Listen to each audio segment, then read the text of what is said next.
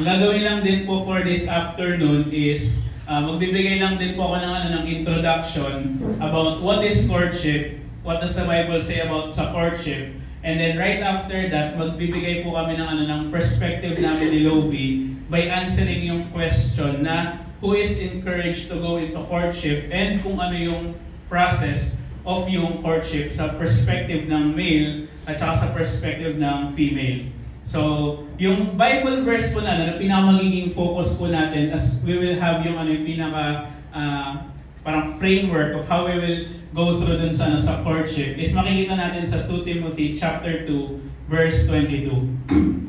So sinabi po dito na, so flee youthful passions and pursue righteousness, faith, love, and peace along with those who call on the Lord from a pure heart. So bago po tayo mag-proceed, let's just ask yung Holy Spirit ng Panginoon to really move within us. So let's pray. Father, we thank you for this afternoon and we ask that may your Holy Spirit come upon each and every one of us. We thank you, Lord, for this kind of opportunity and avenue where we can discuss and equip yung bawat isa pagdating dun sa mga matters that are rarely talked within the church. We pray, Lord God, that may you equip us, prepare us, na instead of building yung understanding namin about sa love, courtship, and marriage from the culture that we observe, we will be digging deeper pagdating sa principles ng Bible, that we will be filled with godly principles and values, and we will be prepared pagdating sa love, courtship, and marriage. And we pray, Lord, na yung bawat hearers na nandito, Panginoon, is may you open our hearts and prepare us to receive directly from you. And we ask this in Jesus' mighty name we pray. Amen.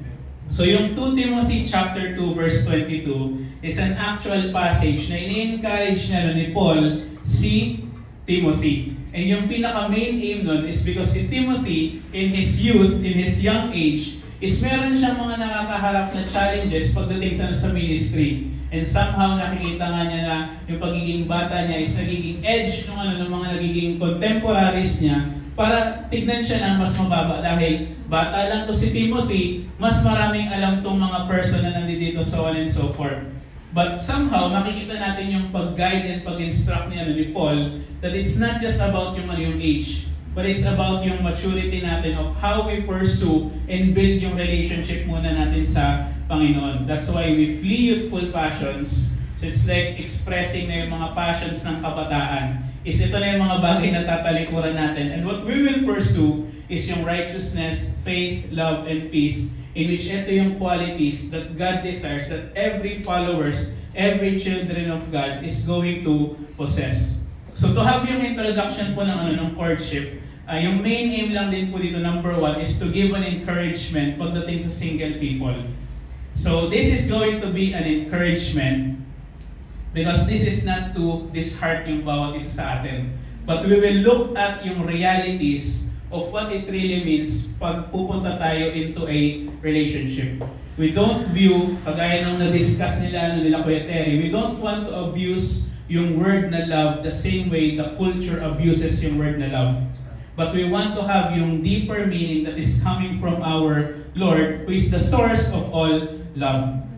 So it is not to disheart, to discourage, but rather to prepare. So sinabi natin prepare, hindi ibig sabihin na kapag pinakinggan natin yung courtship is pwede na tayo agad mag-courtship. It is to prepare when the time is right para sa bawat isa sa atin. So it is better to hear godly advice than to seek wisdom on our own or to seek yung wisdom coming from our culture.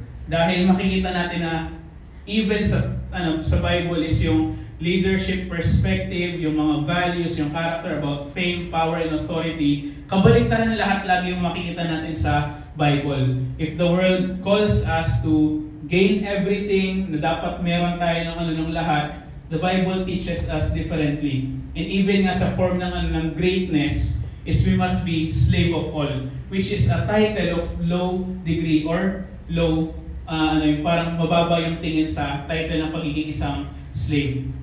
So even yung relationship natin should be what we call countercultural. It is Christ-like, hindi yung kagaya ng tulad ng nasa mundo natin. So if it's going to be an encouragement to single people, this is also a reminder pagdating po sa mga married people that are here. Dahil we really believe na yung courtship does not end when you get married. Yung courtship is going to be on a higher level when you are married. Just like yung pagdating sa process that we are sharing, getting to know, hindi porket natapos na natin yung getting to know, kilala ko na siya. Dahil pagpasok nyo ng courtship, mas maraming may expose, mas maraming marireveal, mas makikilala nyo na. And then, much higher level kapag magkasama na kayo under one roof sa isang tahanan when you are married. Talagang marireveal at marireveal na mas lalo nating makikilala yung partner natin. So, it is a reminder for us to remember yung joy and yung value of yung na-experience natin na courtship, dahil yung courting of our partner shouldn't end after the wedding, but even more improve now that we are married. So, yun sa mga married people po, it is a reminder. So first, i-define lang po muna natin na ano nga po ba yung courtship.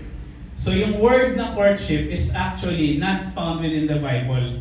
And if we will look at it carefully, is meron tayong mga iba't ibang klase ng culture of how they establish yung pattern ng courting, and let alone pagdating mismo sa marriage. Even sa Bible, makikita natin na somehow meron mga nagiging fixed marriage na i-appoint and then piniprepare din ng Panginoon. But these are what we call yung mga neutral stand ng Bible pagdating doon sa mga pagdating sa marriage. Meaning, it can be different pagdating sa iba't ibang culture. But the Bible is not silent pagdating doon sa values and characters that we are yung kailangan natin na i-partake bago tayo pumunta into a relationship. So if we will embrace yung sa Filipino culture, and even we will define it such as yung courtship like this, it is yung period or behavior designed to persuade someone to develop a romantic relationship, and hindi lang natin tatapusin doon, but having a view to marry. Which is crucial pagdating po sa atin dahil hindi natin tina-trial and error yung relationship. We don't want to waste yung emotional tank ng bawat isa atin na mag-i-invest ka sa person tapos without having a view in your mind to be settling down in the promise, in the blessing of God in the form of marriage. So, if you want to develop yung romantic relationship, be decided that you will go through it to the end, that you will be marrying that person. Amen? So, pagdating sa Filipino culture, yung haranam, naririnig natin yung dito sa context natin. If we will court someone, makikita sa pagpo-practice ng pag-awit ng romantic love songs, di ba yung naghaharana, tapos yung iba naman is tumutula, na meron silang nire-recite, and often meron din mga pagsulat ng mga love letter, and then gift-giving. Tapos pagdating sa Filipino culture, gawin pag makikita natin yung dati, is nakikita natin na yung pag-respect ng person na nagpo-pursue, is hindi niya lang pinapakita ito dun sa gusto niyang ligawan. Even yung family is involved.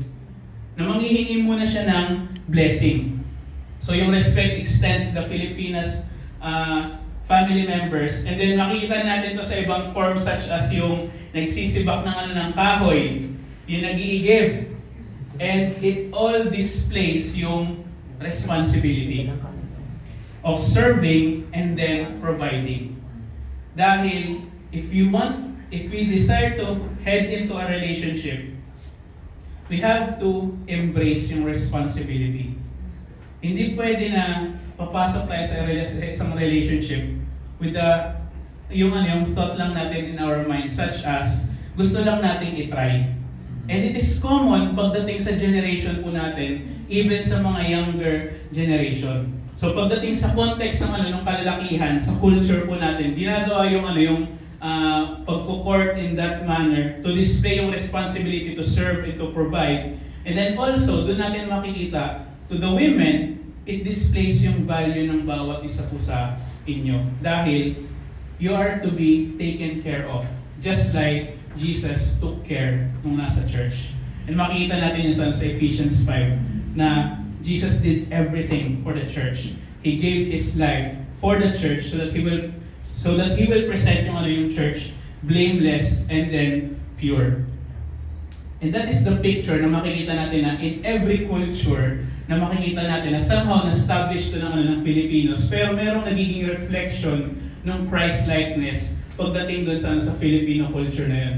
That every man should be responsible to serve and to provide para dun sa magiging partner nila, displaying yung value of whom they are pursuing. So we can view yung courtship definitely as something na ito na yung magiging foreshadowing of being married. So let's not misunderstood yung passage na yun, dahil courtship, foreshadowing ng marriage, is pwede na natin gawin yung ginagawa ng marriage sa courtship pa lang. Hindi po ganun. Meron tayong clear boundaries of being married, and then yung clear boundaries pagdating sa courtship. So, yun lang din po yung pinaka-magiging definition natin. And to further lang din yung magiging discussion po natin. So, dito po yung part na both Lobe and I will share yung perspectives, answering yung question about who's encouraged to go into courtship, and then how yung process ng courtship. So, tawagin ko lang din si Lobe to share yung perspective pagdating dun sa female side. So, over to you.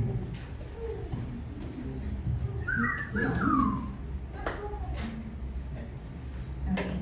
Thank you, my dearest husband. Okay. Okay, narinig naman natin na courtship is not just a 6 months kind of behavior of serving, giving yourself to the person. Kasi pursuing your partner doesn't end on the wedding day. Kaya diba, kahit po tayo ngayon, mga kasal na, yung mga dating kaligawan natin, hanggang ngayon sila pa rin yung gusto natin kausap. Sila pa rin yung gusto natin makita. Amen po ba? Okay. Sige po, next week po, marriage na po yung session natin next week.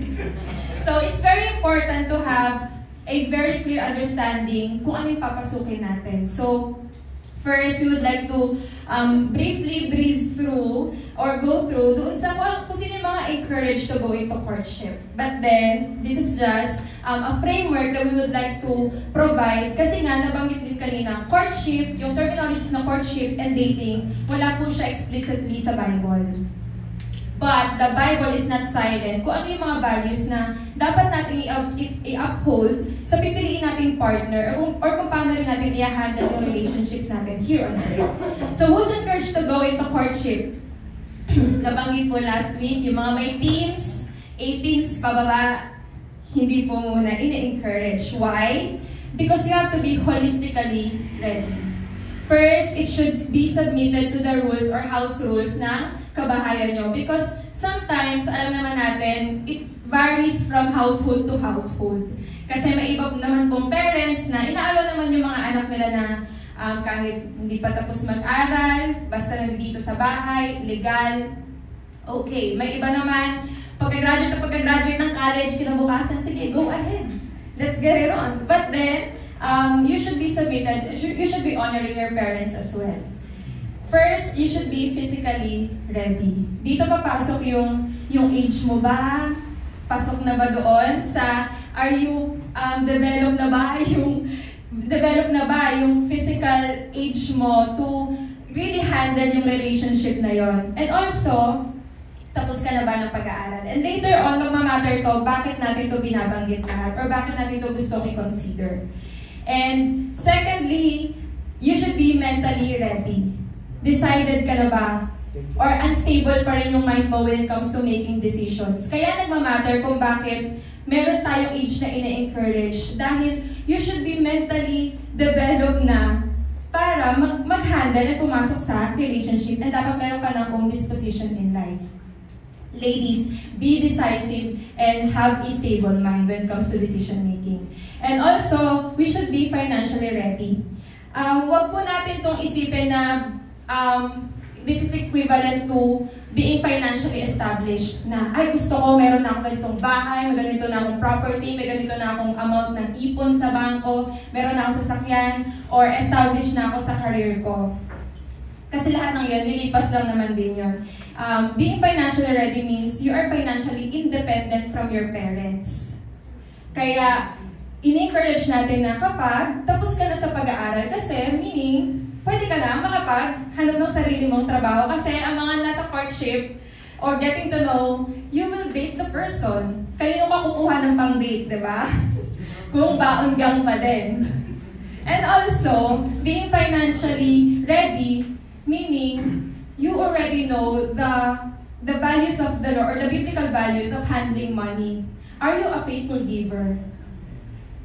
Natutunan mo na ba yung art of giving? Binibigay mo na ba kung ano yung para sa Panginoon? And doon magkakaalaman yun. Hindi mo ba may bibigay yung para sa Panginoon kung baonggang ka pa rin until now? You should be financially independent by this time. And also, kuripot ka ba? Because every character, you are just going to bring it into the relationship. And next, emotionally ready. Are you really in love, or do you really like the person, or you're just in love with the idea of relationship? Or you're just in love with the idea of, gusto ko kasi ganito yung wedding, gusto ko ganito yung marriage. Are you really in love with the person, or do you really like the person? Or just the idea of romance and marriage? There should be an emotional maturity bago natin yun pasukin. Because it will take a lot of emotions from us. And paano ka mag-handle ng heartbreak? Paano kapag yung taong attracted ka, yung lalaking gusto mo, may ibang niligawan? How do you handle that? You should be emotionally ready to handle that. But how do you handle as well kapag may overwhelming affection? Kapag mutual, gusto mo siya, gusto ka rin niya. Because there will be a tendency na kapag gustong-gusto natin ng isang tao, that person will replace God in our lives. And we should avoid that. Because partners, our spouse, our boyfriend, and even our children should never take the place of God in our life. That's idolatry. So we have to be emotionally ready and prepared. Paano natin yung i-handle? Lastly, spiritually ready. Ladies, hindi porket churchgoer ka na, believer ka na. Grow in the Lord first before finding the love of your life. Give yourself unto the Lord first before giving yourself to anyone else. Kasi lahat ng pinag-usapan natin, being ready physically, mentally, emotionally, God will prepare you for that. It's the Lord who will transform you and make you ready. Wait for God's perfect timing and be patient. Huwag nating pangunahan as if tayo mga babae ay mauubusan tayo. It doesn't go like that. Dahil wives, biblically, or someday you will be a wife, we are called to submit to our husband. So young men, single young men, assess yourself, examine yourself. Are you really ready? Are you worth submitting to?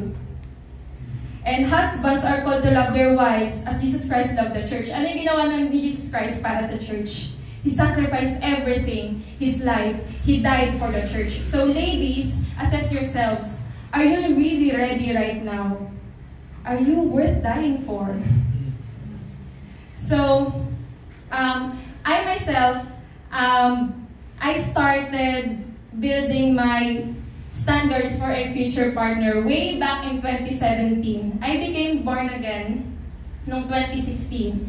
But with the faithful married men and women na nag-guide po sa amin, even nung single pa lang po kami, narinig na po namin itong mga values na ito. So, I started building yung non-negotiable and negotiable standards ko.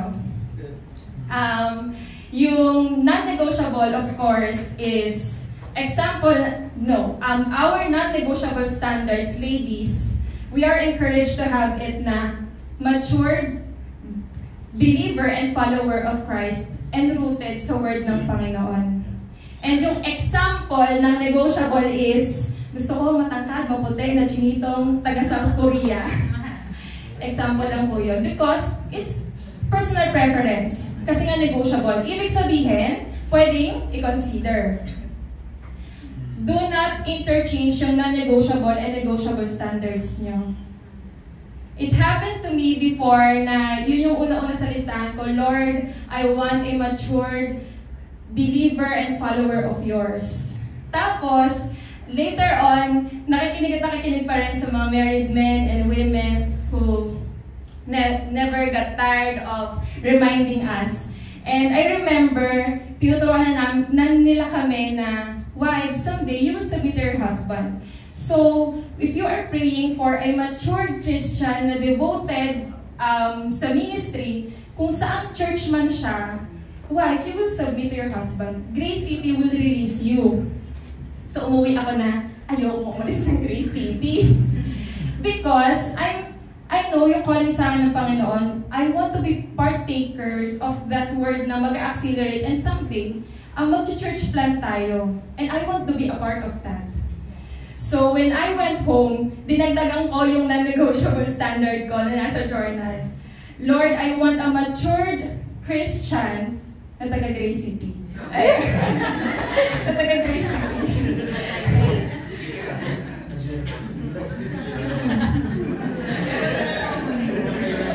Because our standard list for a partner in life should be based in the identity and calling that God has given you. Hindi yung standards, hindi yung calling ng Panginoon sa'yo ang mag-a-adjust para sa standard list mo.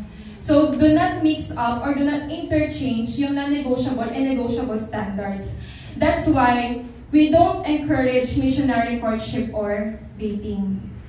Missionary courtship or dating is okay na yan kahit unbeliever siya kasi gagamitin naman ako ng Panginoon to invite him or her sa church.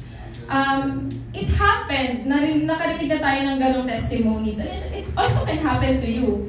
Praise our God, our gracious God. But examine your heart.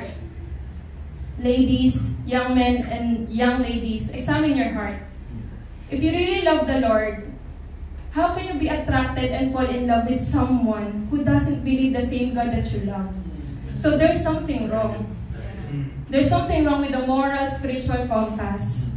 So let us redirect our hearts. Do not compromise a non-negotiable standard for the negotiable one. Do not choose physical appearance over godly character. And so, kapag tingin natin, pasok naman na tayo dito sa mga readiness na ito, how's the process of undergoing into courtship? First, gusto nating daanan yung, I think naririnig nyo na ito dahil dinaanan ito ng mga current na couples din ngayon sa church, is yung getting to know stage.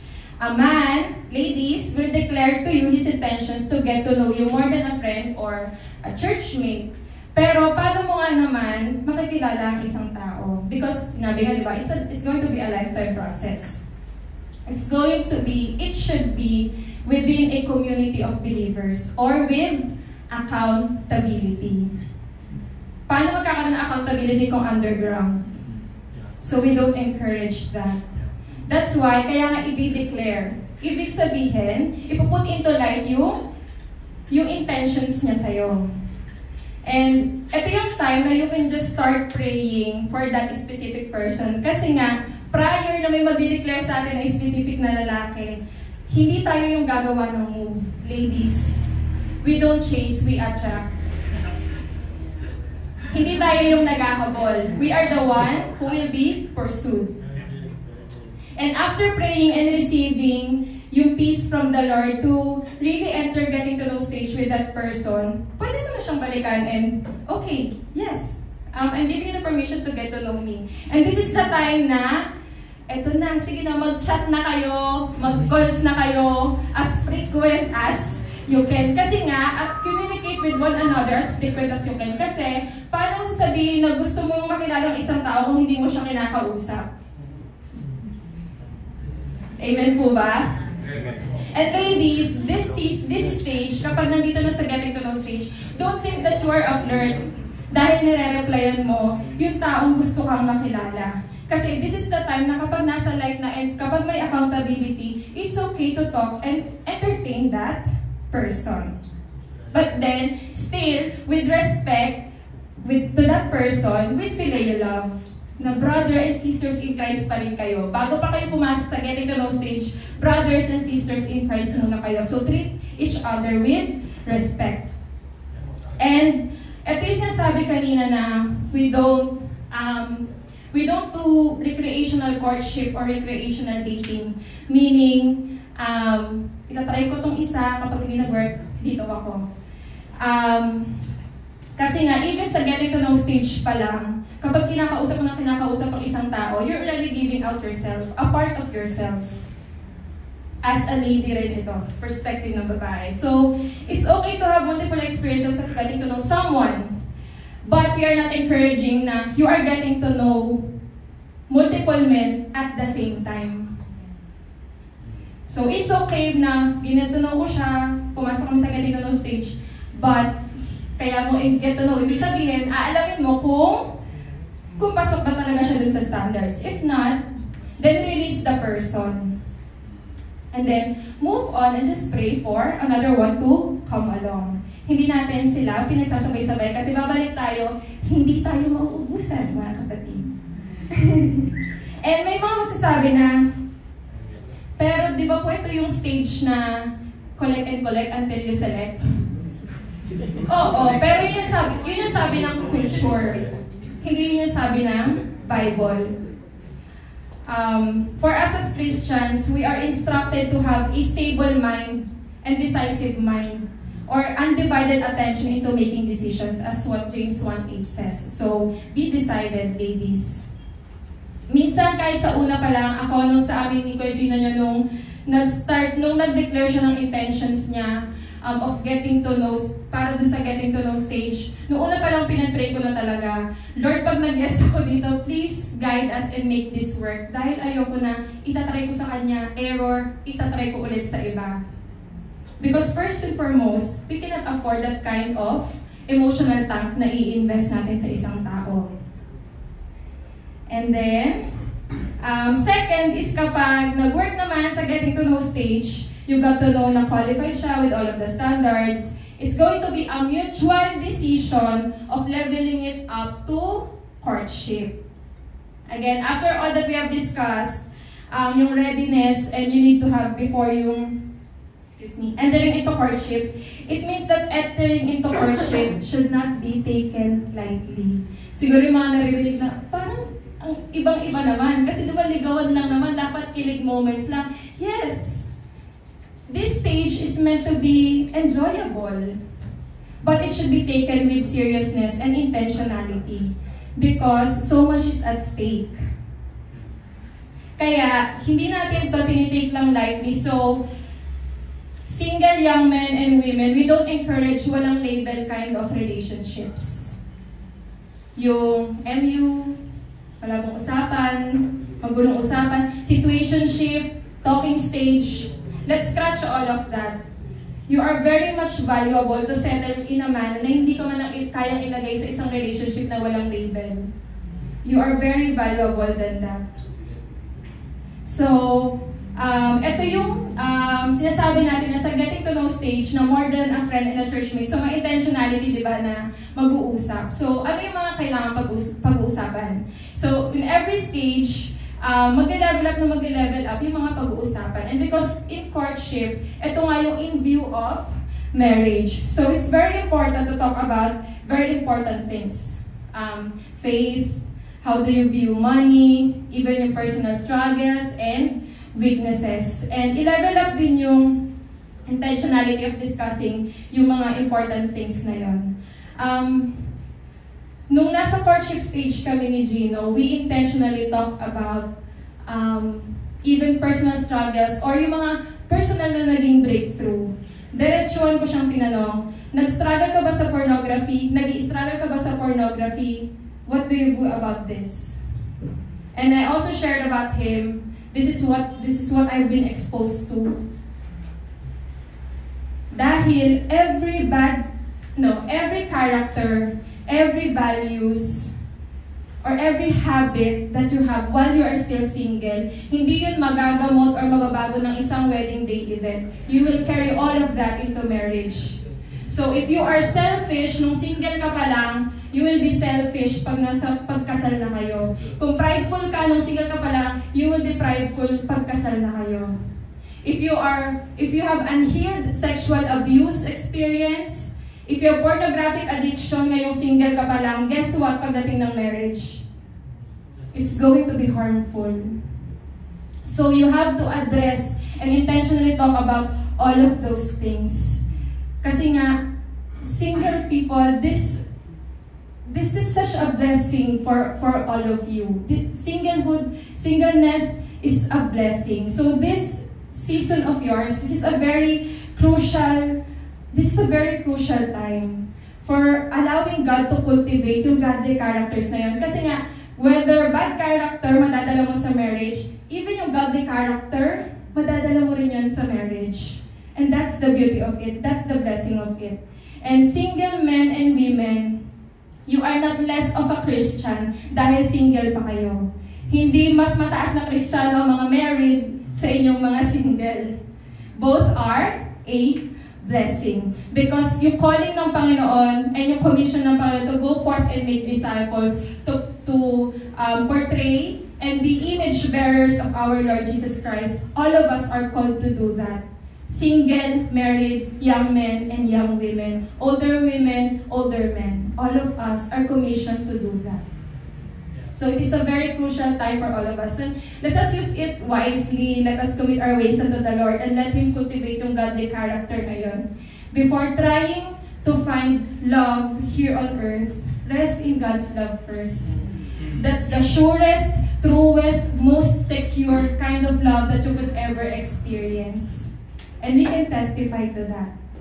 And to conclude, bago ko po ibalik ang mic sa aking asawa, maybe some of you might be thinking or asking right now na etong lahat ng process or preparations that you are talking about, Ate Lovie or Lovie, it's too late for me. You might be asking na I've already crossed boundaries that I should have crossed. I've already given my commitment to this person. Hindi pa natin sinasabi na kapag kasal na or may anak na is himala mo yung asawa mo, patay mo yung anak mo para to start over ng right process that we are discussing. It's not that. Kami po ni Gino, the marriage, this relationship that you are seeing right now, fruit po kami ng faithful men and women, married men and women na tumulong po sa amin nung time na single pa po kami. So as married couples, let us have these godly values. Let us build the next generation, our children, the young men and women in the church, to have yung godly values na to when it comes to relationship. And kung hindi ka pa naman married, if you're still single, and still you are thinking na you've already crossed boundaries that you shouldn't have, hindi rin ito accident na naririnig mo to ngayon. It's okay to step back. It's okay to repent and stop the things that you're already doing. Mas okay na yon kesa sa, okay na, tuloy-tuloy na natin ito, nandito na tayo eh. It's not an accident that you are hearing this right now. Repent and sin no more. Yun yung narinig nating encouragement din last week. So let us help the next generation. To conclude po, I would like to read two passages. Isaiah 43 verses 3 to 4. I, the Lord, am your God. I, the Holy One of Israel, I am your Savior. I gave Egypt to pay for you. I gave Ethiopia and Seba to make you mine. You are precious to me, and I have given you a special place of honor. I love you. That's why I am willing to trade others to give up whole nations to save your life.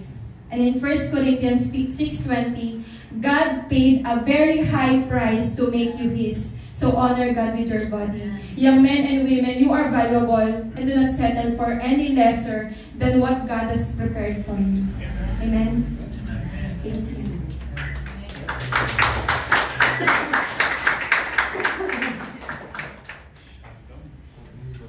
Alright, thank you dear. So, yun yung perspective pagdating dun sa female. So, yung magiging highlight ko lang din naman ngayon is yung perspective ng para sa ating mga kalalakihan. So, how do we proceed pagdating dun sa courtship or how do we pursue? So, just like nung sinabi kanina ni Lovie is, women, hindi sila yung magpupursue, but it is the men who will pursue. So, paano ba tayo magpupursue? So, again, asking yung question of who's encouraged to go into courtship, it's like asking yung question, even sa atin, sa mga kalalakihan, single men, how do we know if we are ready? Because first, we must build yung character natin, and just like yung kanina, we raise yung non-negotiable and negotiable standards, and looking at yung singleness as a gift. Let's look at yung singleness not as a curse, na parang dahil single ako, wala akong partner, hindi ako kumpleto. That's false view. Kaya even pagdating sa marriage, we do not encourage yung sinasabi na Lovie is my other half or my better half. Dahil sino ba talaga yung tunay na nag-satisfy at nagkumpleto sa atin? It's not the person, but it is God Himself. So that's what we need to build up first. And that's what is highlighted pagdating dun sa 2 Timothy chapter 2 verse 22. There will be youthful passions na meron tayo nung single tayo, and we must let go of it. Kailangan nating talikuran, and what we will pursue, bago tayo mag-pursue ng another woman na gusto nating maging partner in life, pursue, or even yung sinabi ng Matthew 6:33, seek God and all His righteousness. We pursue righteousness, we pursue God, so that when we know more about God's values and God's principles, hindi natin mawa-waste when we pursue yung love, yung mamahalin natin for the rest of our very lives.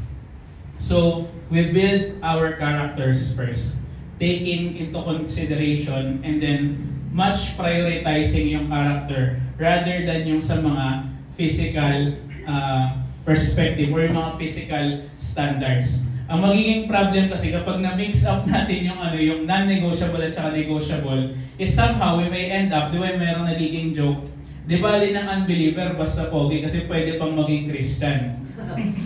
Meron ganong sinasabi.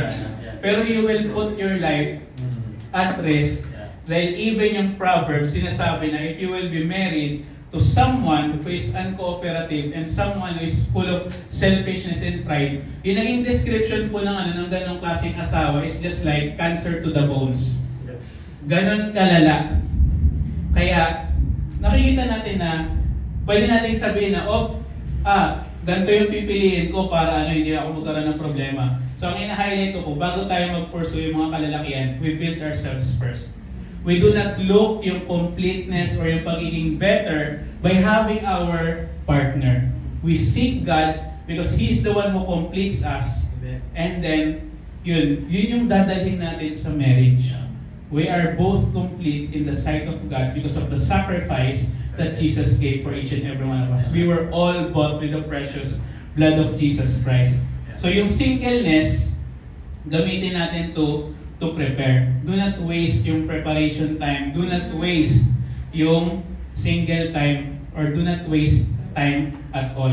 So we pursue God first and His righteousness. So kagaya nung na-highlight kanina ni Lovie, is every character na meron tayo today, a single, selfish, youth filled with youthful passions, hindi siya magically na nagdi-disappear pagdating dun sa magiging married na tayo unless it is checked, unless it is corrected.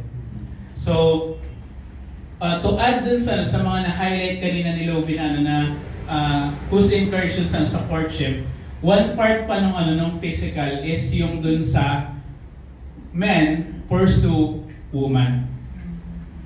We do not encourage because the Bible is clear pagdating na yung homosexuality is a sin. Makikita natin po siya sa Romans chapter 2. And somehow, if we will read yung Romans chapter 2, ito yung pwede natin masabi na pinaka-fearful verse or words na pwede sabihin ng Panginoon sa atin.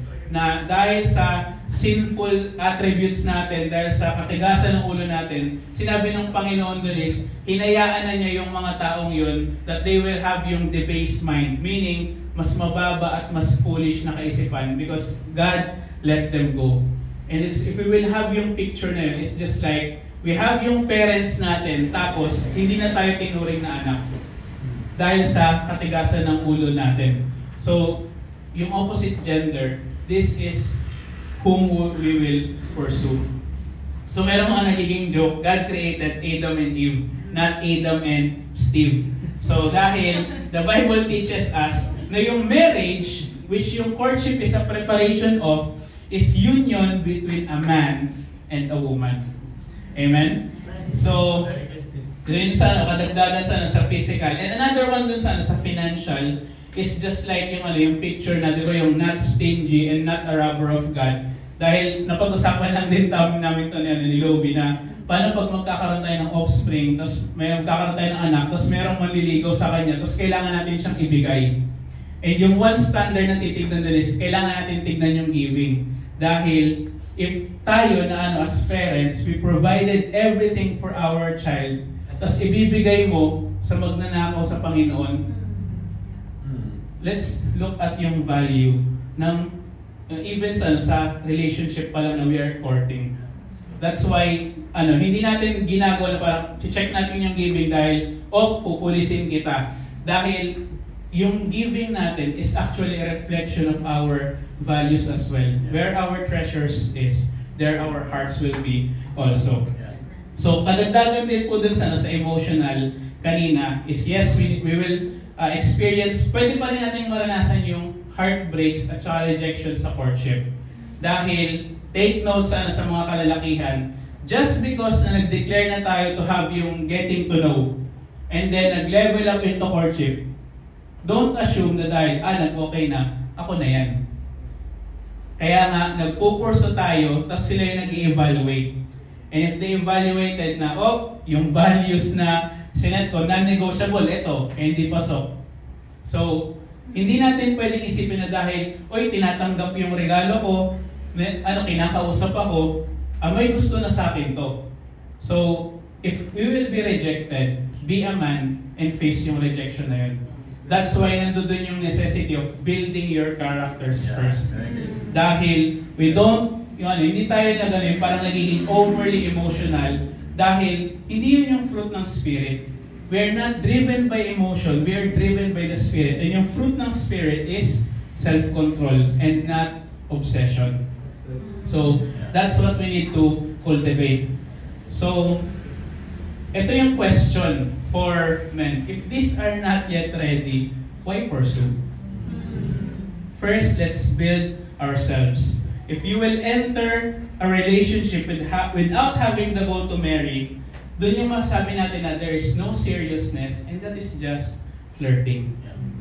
Yun po yung makasabi natin na flirting lang. And then for the young women, if yung person na nagpupurso sa atin is kinausap natin talagang wala pang intention na bakit ka nagpupurso?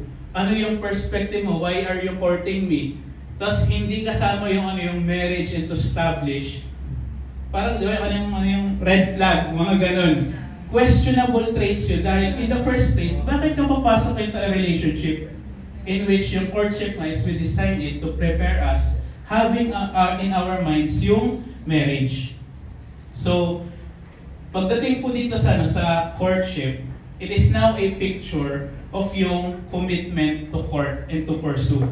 And then, ang hinighlight ko lang din dito is, if we will pursue someone, be prepared to die. So, ano lang siya? Metaphor lang siya. Meaning, yung commitment to pursue someone, and even more pagdating sa marriage, is you must be ready to bring death into your singleness, to bring death into your pride, and to bring death into your selfishness.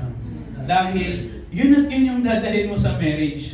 So, you must be prepared to put to death such things. Ito yung mga youthful passions na flee from them.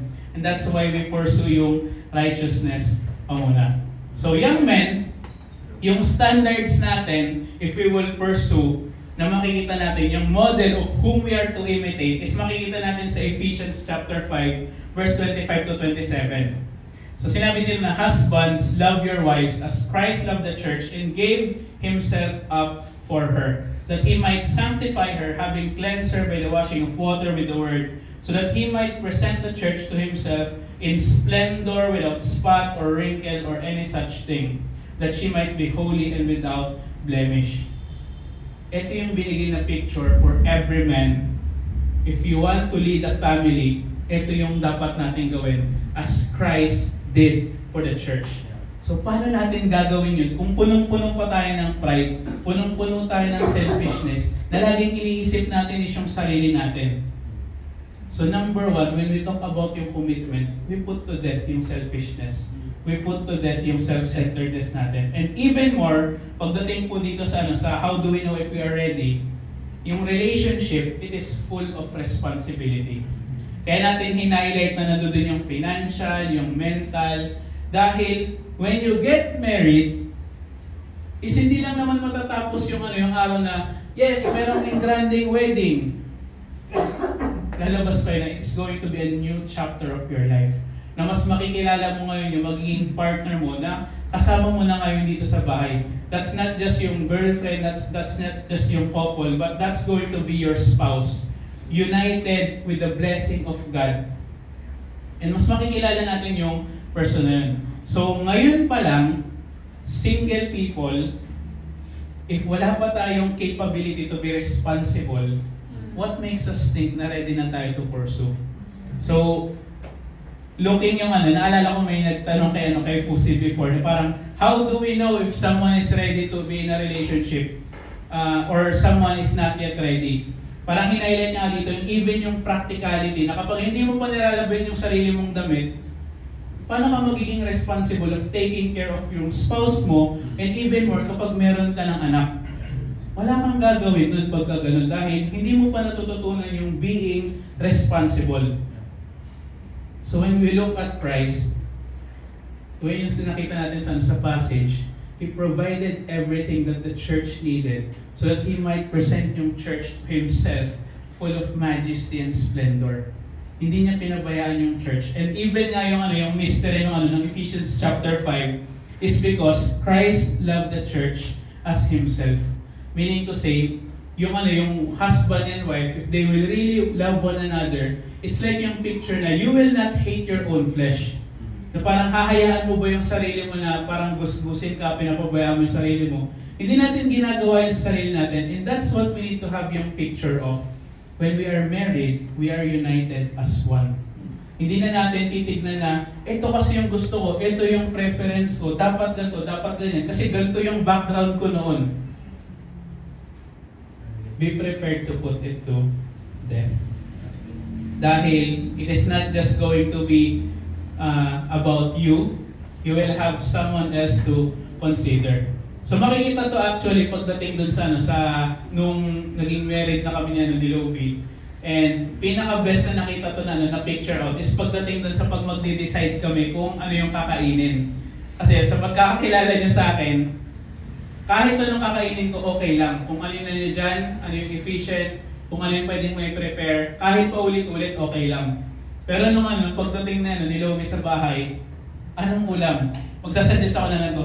Ulam na natin yan nung nakaraan. Eto, dapat mainit na sabaw. O ito, parang, mas lumawak ngayon yung options. And somehow, pwede natin masabi na, uy, simple lang yun ah. Pero in reality, if hindi natin actually na-check even yung mga ganun, meron pwedeng maging tendency na kahit sa ganung conversation, may irita tayo. Dahil hindi pa nga natin napuput to death yung selfishness natin na, dati nung nagde-decide ako, instant lang. Dati nga yun eh. Kaya nga put to death yung singleness mo dahil hindi ka na single. Be more considerate because you have now a spouse. So, yun po yung mangyayari sa marriage. So, yung sa courtship, we encourage that na mag-go into courtship na if you are really decided na ready ka nang harapin yung ganong responsibilities. I'm not saying na dapat pagkarating ng marriage is not ganun ka na kagad, but these are the things that you will learn. Pero, if we are prepared beforehand by picking up yung godly values and godly principles, it saves us yung years of trouble na umpisa pa lang, natutunan natin kagad. Dahil during nung courtship pa lang, you have already settled it. Amen? So, yung next po na question na ilalagay ko dito is, who will I pursue sa perspective ng lalaki? Or even yung perspective ng female na, who will you allow to pursue you sa mga kababaihan? So, sa lahat po ng highlight natin, definitely, it's important na those of having yung same faith, same values, and being united by the one true living God. So yung highlight po niya ni Lobi is yung picture ng pursuing or allowing someone to pursue someone that is in the same church. So hindi po natin sinasabi na na mali kapag i-allow natin na meron from another church na magpupursu sa atin or magpupursu tayo from another church. Hindi po natin masasabi na talaga na mali yun, but maraming challenges pagdating doon. We can be saying that you are both Christians, pero you could have different values. Dahil if yung vision and mission ng Grace City is to be a church planter and to go into missions, alam natin, or we can even observe na hindi lahat ng churches is ganun din yung mission, or hindi rin ganun yung aim nila. So it's just like, yes, both Christians kayo, pero magka-clash kayo pagdating doon, dahil even yung practicality na, bakit ka pupunta ng Mindoro? Anong gagawin mo dyan? Ba't ka pupunta ng malayong lugar na naman? Ano ba yung mission na yan? Sa church namin, walang ganyan eh. So yun yung naging picture of why even si Lobi, kaya share yung perspective na yun is, yun yung mangyari kapag nandoon sa same church. So meron din akong nakausap before na nagtanong siya sa akin. Nagkaroon lang din parang quick session na parang paano po pag ganito yung setup na meron kang parang ka-MU na nasa ibang church, tapos parehas naman kayong Christian. So pinag-usapan namin ito ng medyo matagal-tagal. Pero ang naging end up po nito is, nagkaroon ng mahabang discussion lang din, pero nag-end up siya na, what you need to do is to really establish nga yung character mo muna, dahil we could have yung preconception na when we say yung word ng Christian is, uy, dahil nag-church. Pero nung na-reveal na rin naman at nagkaroon na ng pag-uusap, uy, naligtas ako dun Parang ganun yung naging expression, dahil doon nga lang din talaga na open na instead of being yung driven by emotion, na yung so-called Christian na yun is hindi rin naman same level ng passion, the same way that person is serving dito sa Grace City.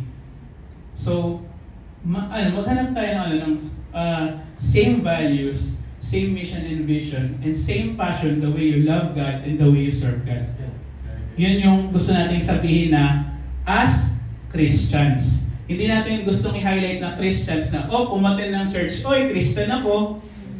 Dahil, that could lead into many troubles. Dahil, it's easy to identify yourself as a Christian. Pero to live as Christian, that's the real stuff.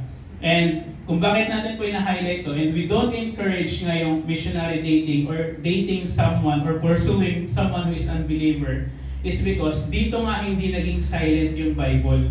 Sinabi po ito sa 2 Corinthians chapter 6, verse 14 to 15. Do not be unequally yoked with unbelievers. For what partnership has righteousness with lawlessness, or what fellowship has light with darkness? What accord has Christ with Belial, or what portion does a believer share with an unbeliever? And ito nga yung pinaka-magiging picture na you're not going to worship the same God. Meron kayong different object of worship. You worship God, maybe you worship His career, or you worship niya is yung any other thing that is in this very world. And kapag gano'n na po yung yung mangyayari, it's like, aabot lang sa point na, who will compromise yung commitment nila dun sa God na win-worship nila. And don't think na dahil tayo ay anak ng Diyos, na hindi tayo makukorrupt dahil anak ako ng Diyos. Dahil sinabi nga ng Corinthians itself, sa 1 Corinthians 15, na bad company will corrupt good character. So, it's not just yung company, naka-fellowship mo lang. It is going to be a company, yung magiging partner in life. That person is going to be your husband or your wife.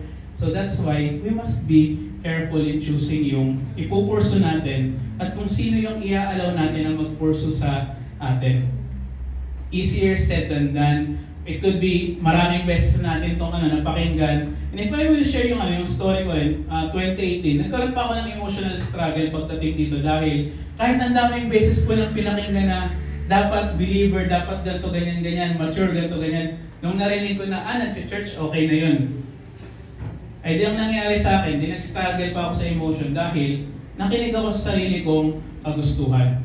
So again, there's no partnership with light and darkness, with righteousness and unrighteousness. So if we will ask yung questions of who you will pursue or who you will allow to pursue you sa mga kababaihan ko, it's like asking yung question na, do you see Christ in them? In their speech, in their action, in their passion, in their love, are they Christ-like? Do you see the qualities that you are preparing and building for yourself? So, kung bakit ito po hinighlight yun is because we could be quick, natitignan lang natin yung another person na gusto natin i-pursue or tayo yung mag-evaluate without taking a look at our own qualities na dapat mag-build up tayo first for ourselves pero mapapabayaan natin dahil ako yung titingin sa iba pero hindi ko titignan yung sarili ko. So dito ko po i-highlight ulit na do not compromise your non-negotiable standards and negotiable standards. It's worth it. When you will really pursue or allow yourself to be pursued by someone who is a worshiper, not just a churchgoer, it will bring blessing even pagdating dun sa marriage. And even trying to have yung example, yung marriage, just because it is union ng dalawang mature Christians, it doesn't make it easier. Dahil even two mature Christians can have disputes. Pero at the end of the day, you worship the same God, you're united by the same God, and doon na natin mas nakikarry out na what God united, let no man separate.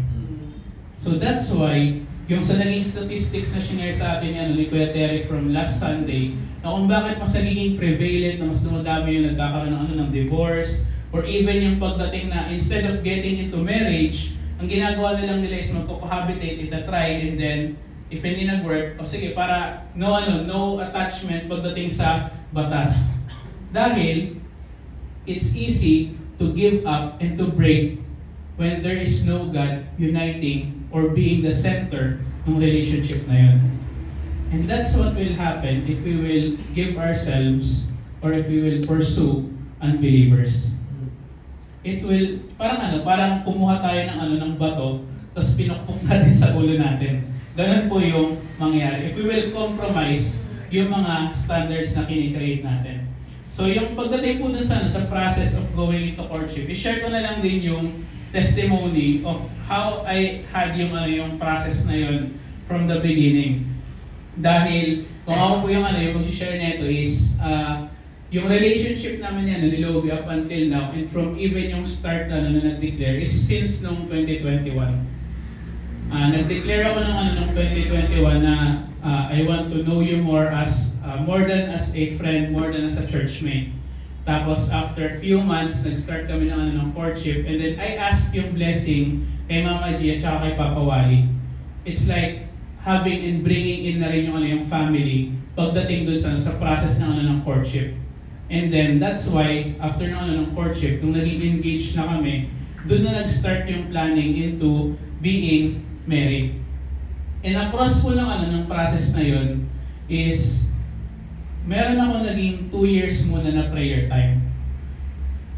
2019 po ako nag-start na pinag-pray si Lovi. Even wala pa akong emotional attachment sa kanya or wala pa akong feelings.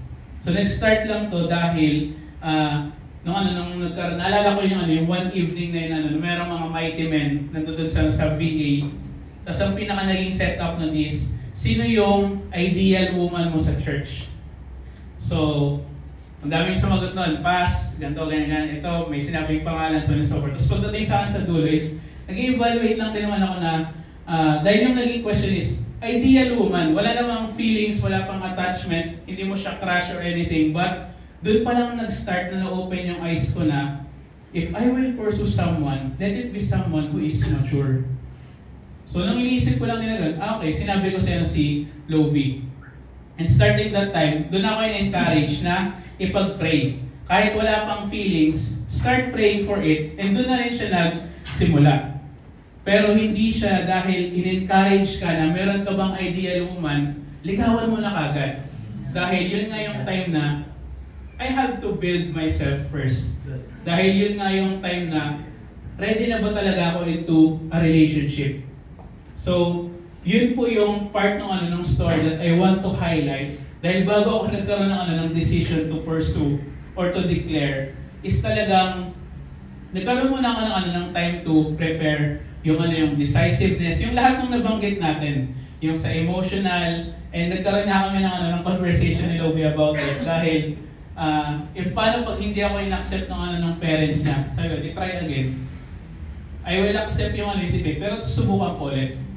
Dahil right after ng prayer time na yun, nandun na decided na rin ako na I will see this to the end.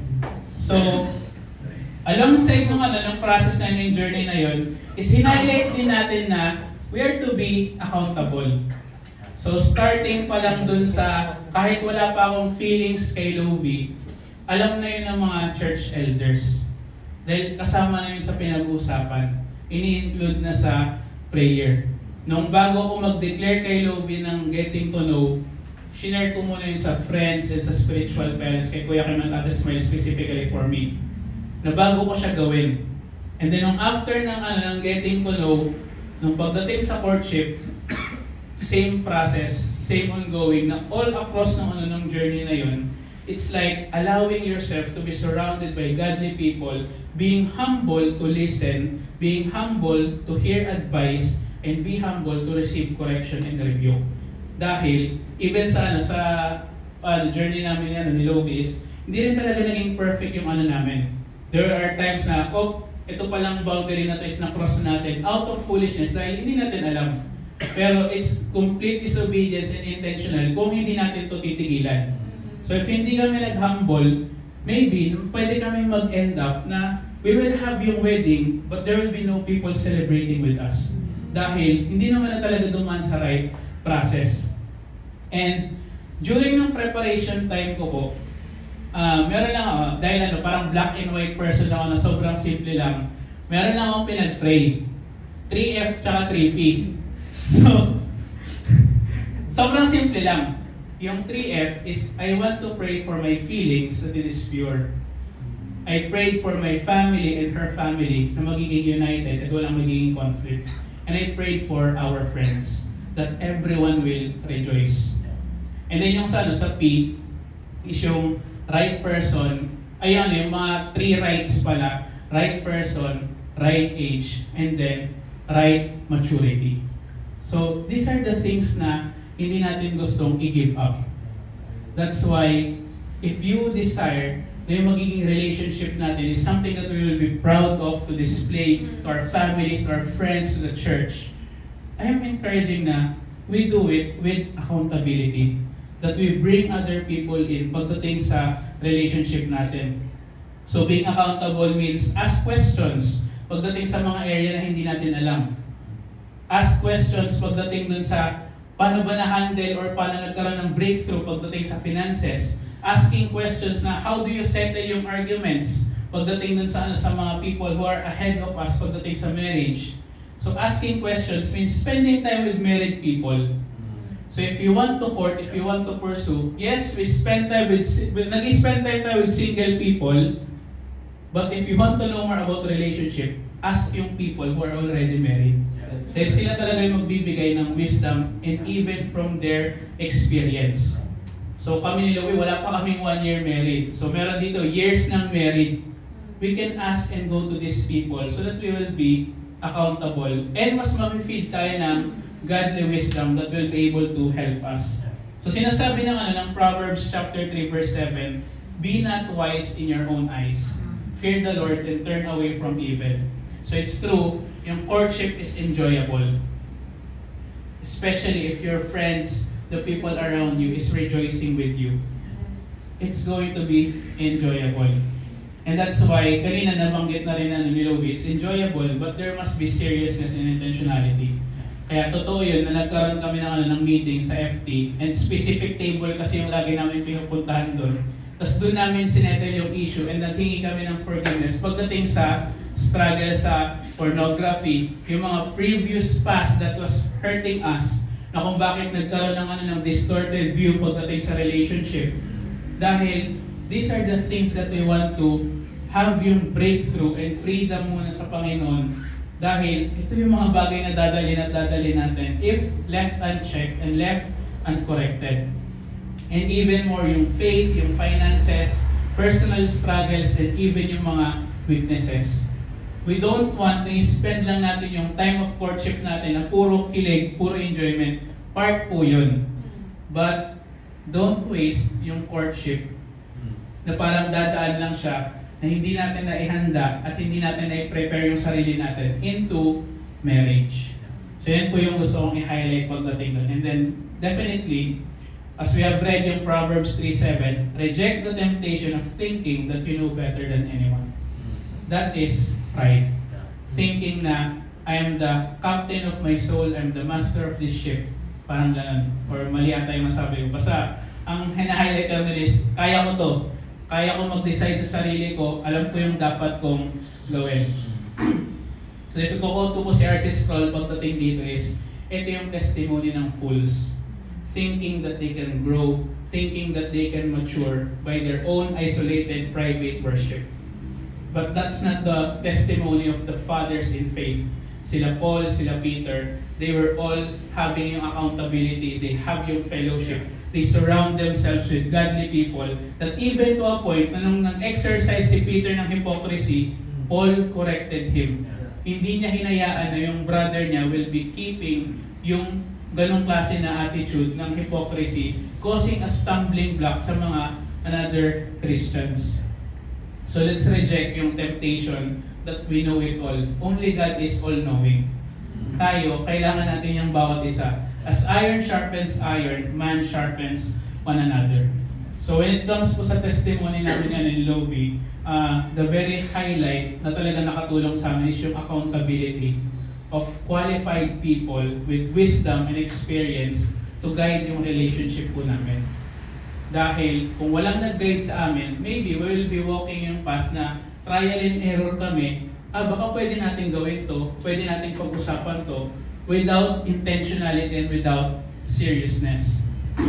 So if we will go through dun sa process of courtship, so bago pa tayo pumasok dun sa sa mga single people, young people, hindi ko pa sinasabi na go into courtship kagad. So i-clear muna natin yun.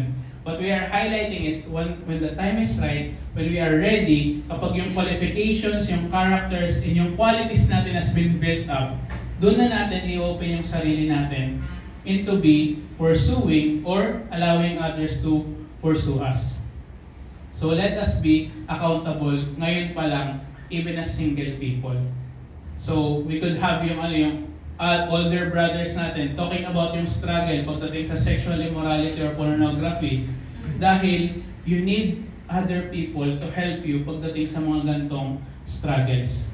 Again, reject yung temptation thinking that you know better than anyone. That's pride, and that will lead you nowhere safe. That will lead to your destruction and downfall. So doon ko lang din po i-end yung pagdating dun sa courtship, and highlighting again na bring people into your relationship so that you will have yung parang network that will protect you from being tempted na crossing yung boundaries na mag-e-end up kayo sa place na hindi niyo na parang humukay kayo ng pit tapos hindi na kayo makaahon dahil there's no one to help you. So doon lang naman po. So I think we could close in prayer. Let's pray. Father, we thank you for this afternoon. Thank you for this training and equipping that you prepared for each and every one of us. And truly, Lord God, you're speaking upon each and every one of us and reminding us na these are the topics that we must keep on encouraging about isa, that the church will not be silent pagdating sa areas of which people are questioning or people are even very challenged about what is our perspective pagdating sa relationship. But we pray, Lord God, na as we open yung mga gantong discussions, is ihanda mo po yung bawat isa sa amin to really obey and to be recipient of your instruction in your word.